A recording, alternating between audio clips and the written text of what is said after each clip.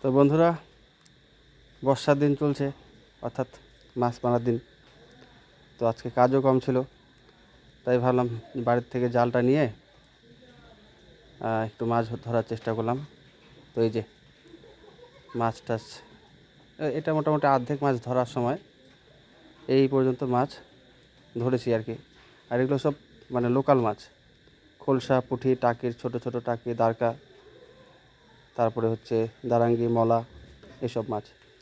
আর বিশ্বাস করুন, এই মাছগুলো কিন্তু খেতে খুব সুন্দর, সুস্বাদু। মানে বড় মাছের থেকে এই মাছগুলোই বেশি ভালো লাগে খেতে। এই যে দেখতে পাচ্ছেন, আর সব তাজা। এটা রাখার জন্য একটা জাল দিয়ে, একটা নেট দিয়ে, একটা হাঁপড়ের মতো তৈরি করেছি, এতে মাছগুলো ভালো থাকে।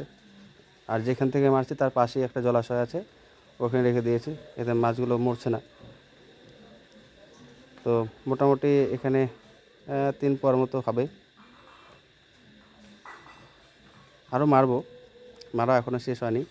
তো এইভাবে উঠছে, এইভাবে 4-5টা করে ওঠে, কখনো কখনো বেশি ওঠে। তো এইভাবেই এই পর্যন্ত মাছ ধরে এইটুকু হয়েছে আর কি। তো আরও চেষ্টা করছি মাছ মারার জন্য আর কি।